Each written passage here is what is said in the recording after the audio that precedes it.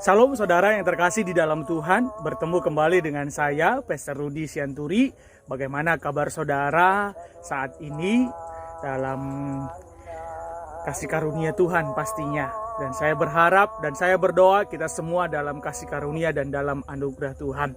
Saudara, hari ini saya akan menyampaikan sebuah firman Tuhan yang kita ambil di dalam Matius pasal yang ke-11 ayat yang ke-29. Saya membaca buat kita semuanya. Dikatakan, "Pikullah kuk yang kupasang dan belajarlah kepadaku, karena aku lemah lembut dan rendah hati, dan jiwamu akan mendapat ketenangan." Saudara yang terkasih di dalam Tuhan, untuk tulisan di KTP agama Kristen itu sangat gampang saudaraku, tinggal diklik, tinggal di print dan akan jadi KTP Kristen. Tetapi saudaraku, saya mau katakan sesungguhnya kekristenan itu dalam kehidupan kita apa sebenarnya?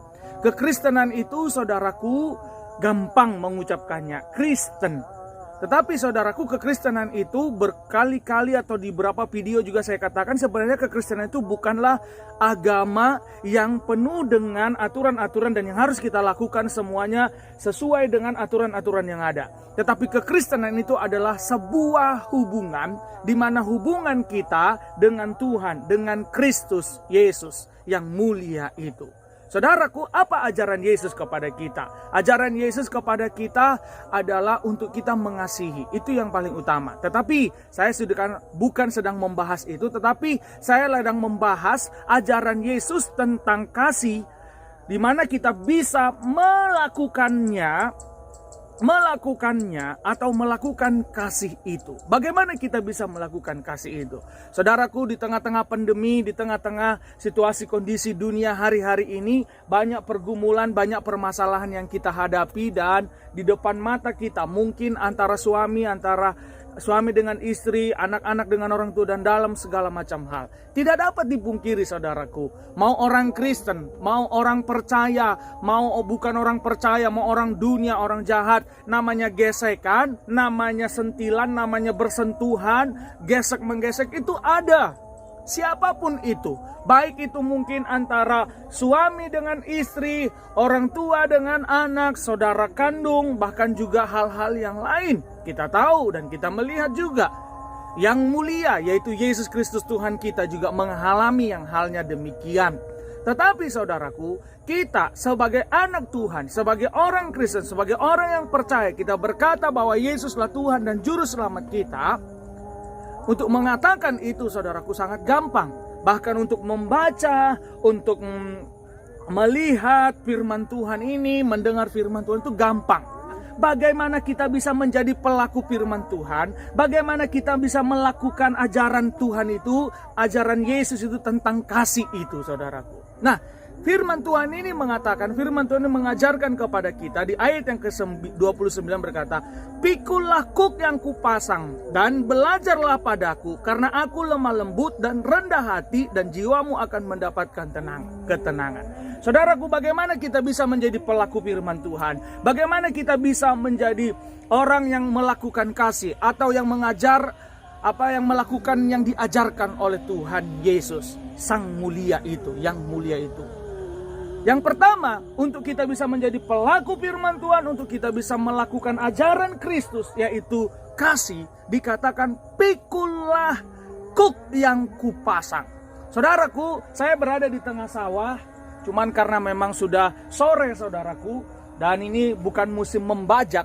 Kalau tempo dulu saudaraku yang terkasih di dalam Tuhan, di tempat saya itu membajak sawah itu bukan pakai traktor, tetapi pakai yang namanya kerbau. Nah, kerbau itu biasanya dibuat berpasangan, satu sebelah kanan dan satu sebelah kiri. Kemudian di lehernya ini akan ditaruh yang namanya kuk. Tujuan kuk itu adalah supaya orang yang dari belakang atau si gembala yang dari belakang itu untuk gampang mengarahkan ke kanan, ke kiri, dan segala macam.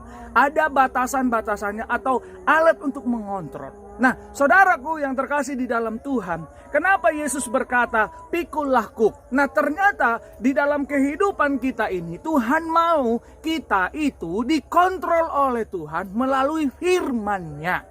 Nah, jadi saudaraku, kita harus memiliki kerendahan hati, kita harus mau memikul kuk, memikul memikul perintah Tuhan, memikul firman Tuhan itu. Di awal tadi saya sudah katakan untuk berkata, aku percaya Yesus sebagai Tuhan dan Juru Selamat. Aku berkata, aku orang Kristen, itu gampang. Tapi untuk menjadi pelaku firman Tuhan, atau untuk kita melakukan ajaran Kristus, atau untuk kita menjadi Kristen sejati, kita harus mau memikul firman Tuhan ini.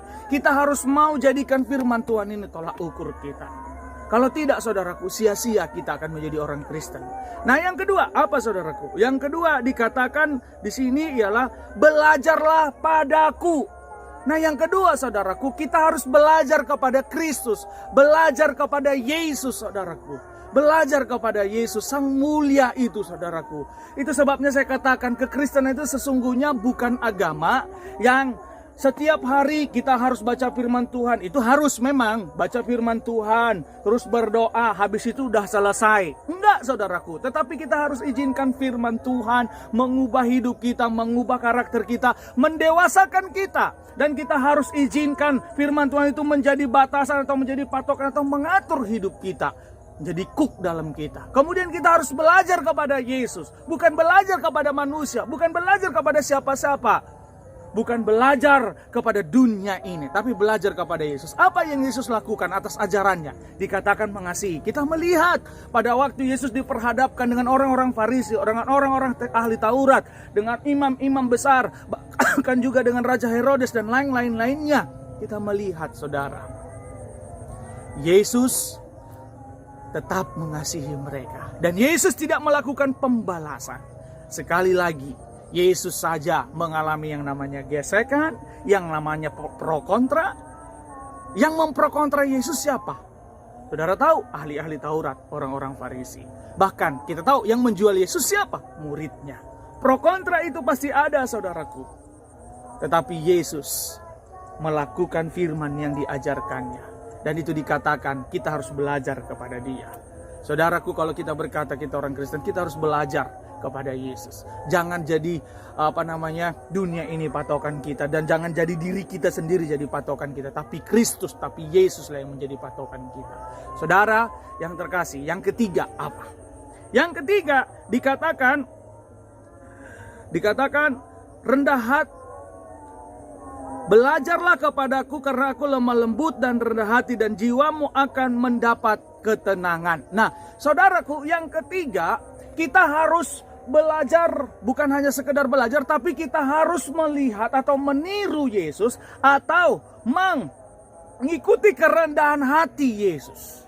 Kerendahan hati Yesus. Jadi kalau yang pertama tadi kita harus pikul kuk, yang kedua kita harus belajar kepada Yesus, dan yang ketiga kita harus rendah hati.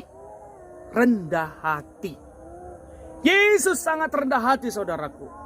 Di Filipi dikatakan, di Efesus juga dikatakan, di kitab-kitab lain juga dikatakan, Dia Tuhan yang datang ke dunia ini menjadi sama dengan manusia dan menjadi serupa dan segambar dengan manusia. Wow, Dia tinggalkan tahtanya, singgasananya yang begitu luar biasa untuk menjadi sama dengan manusia. Begitu rendah hatinya. Jadi saudaraku, kita juga harus rendah hati, saudaraku. Orang yang rendah hati tidak akan diinjak-injak. Dunia berkata orang rendah hati akan diinjak-injak. Tidak.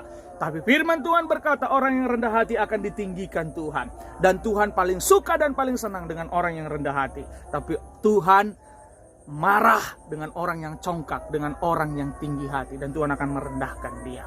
Jadi saudaraku yang terkasih di dalam Tuhan, bagaimana kita bisa menjadi pelaku firman Tuhan? Bagaimana kita bisa menjadi Kristen yang sejati? Bagaimana kita bisa melakukan ajaran kasih itu? Pro kontra, gesekan, masalah, itu pasti ada, itu pasti terjadi dalam kehidupan kita ini. Tapi kita untuk menjadi Kristen sejati dan pelaku firman, yang pertama kita harus pikul kuk. Pikul kuk berarti perintah-perintah Tuhan.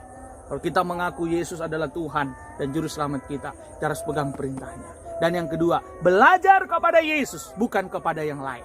Dan yang ketiga, kita harus memiliki kerendahan hati. Demikian firman Tuhan yang bisa Saya sampaikan buat kita semuanya, jadilah Kristen sejati, jadilah pelaku firman, bukan hanya pendengar. Untuk mendengar, untuk membaca firman Tuhan itu gampang. Tetapi saudara, bukan itu yang Tuhan mau. Kita menjadi orang pelaku firman Tuhan, menjadi dewasa dalam kekristenan, dewasa dalam kerohanian, bukan kekanak-kanakan. Tetap semangat, tetap andalkan Tuhan. Tuhan Yesus memberkati kita semuanya. Salam, salam, salam.